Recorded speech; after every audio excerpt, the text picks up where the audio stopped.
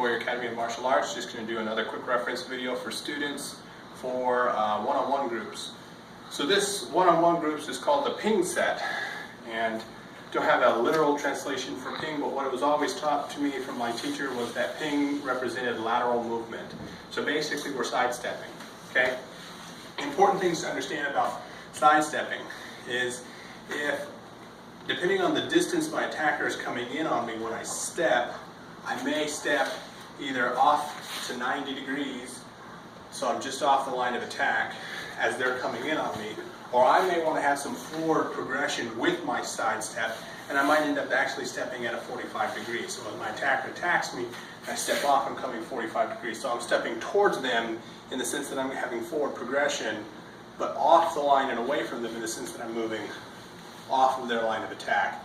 So now they're going to miss me, and I'm now on the outside, and I can come in and attack them from an angle they're not expecting me from. Okay? So which one do you do? Well, it depends. Which one do you need? My general rule of thumb is that if I'm defending an attack and I'm stepping off the line, I'm generally going to move 90 degrees because my attacker's probably coming in at me. Okay, he almost has to in order to successfully attack me unless he was already within striking range.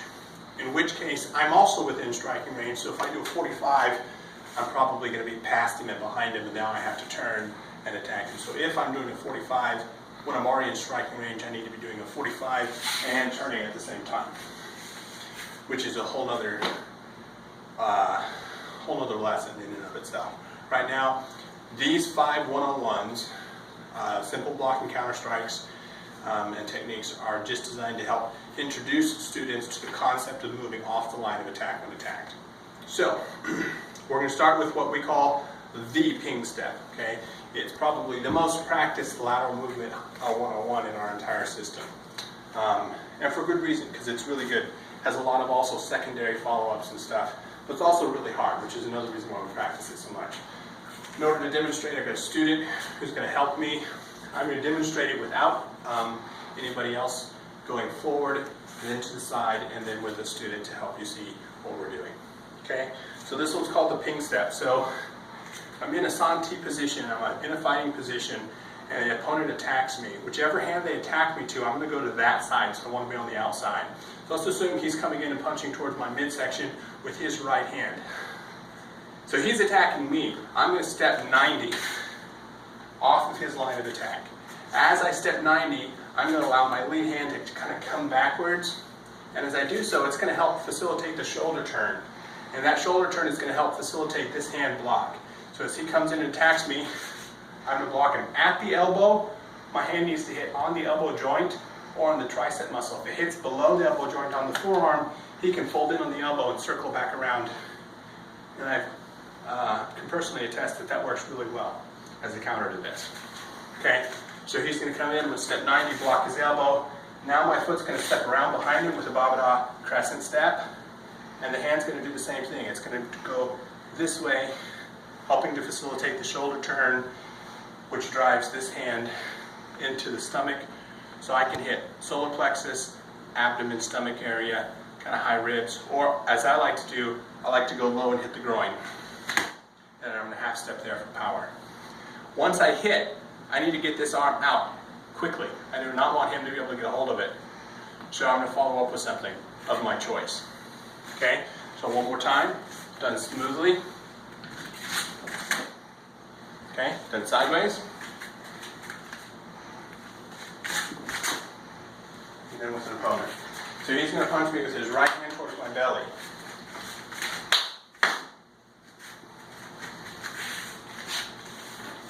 Alright, next one's called Babada number 2, or the Babada ping step. Babada is the name of a form where this movement comes from. Okay, so this basically has the same footwork as the one you just saw. Okay, so as the opponent's coming in, once again I'm going to step to the outside. We're going to assume he's punching once again with his right hand. As he comes in, I'm going to step to the outside. This hand's going to come around in a Babada circles block. Once I block, I'm going to cover his elbow so that hand can't come back up to hit me. I'm just going to hit him in the head. Depending on how I gauge my distance with my steps, I might be block, step in to hit. But a lot of times I don't need to step in to hit. They're literally right there. So I'm just here, boom, and I hit. And that's true of any of those footworks. How far you step and whether or not you step in towards your opponent is always determined by the distance between you and your opponent. If you don't need to cover the distance, then you don't. Okay? So from the side, I'm going to do it going this way so you can see what I'm doing. Okay, and with an opponent. So they can see better, I'm going to have you hit with that hand. And it's just there. Notice I'm covering, hand starts contact here and slides down here so that I have good control. But I'm not grabbing. I can, if I want to, after I hit him, I can drop into an arm bar or something else if I want, if I need to. Next one's called a hung trend. So, and the whooshing hung trend is this motion. So what I'm doing is as my opponent attacks me, I'm stepping at a 90-degree angle if he's attacking me, okay, or at a 45-degree angle if I'm attacking them. Once again, just depending on the needs for distance. So as my opponent comes in, I'm going to assume he's attacking me once again with his right hand, so I'm going to be stepping with my foot here. So as he comes in, because that's pushing me at a 45-degree angle on my off angle, my feet have to switch as I'm stepping. So as he comes in, I'm going to switch my feet. This hand here blocks at the elbow again, elbow or tricep. And I'm going to come in behind him and either hit back of head at the occipital lobe of the skull, base of the neck, or if I want to, I can come down and hit pressure points along the spine or around the shoulder blade. From the side, I'm going to go this way so you can see. Okay, this is a right angle. This is a good strong angle for me, so I don't have to switch my feet for this. My right foot is lead already, and I can just here, and that's just that easy. He comes in with the punch, I'm just going to slip it, and I'm not just going to slip. I'm going to slap. I'm going to strike that elbow. My teacher's fond of saying that if we can, we'd like to break the elbow just with the break, with the strike here, break and then hit. So with the opponent again punching this hand. And then I'm here. And then like I said, I like to hit the base of the skull and the neck, but you can also come in and hit pressure points along the spine. Okay. This next one's called the boxer step. I have a particular uncle who's famous for this particular one, I'm using it. But this one is the same footwork. So again, if I'm here, an opponent's coming in, I've got a right foot lead, he's punching with his right hand, that's an off angle step for me. If I'm just doing a 90, it's easy.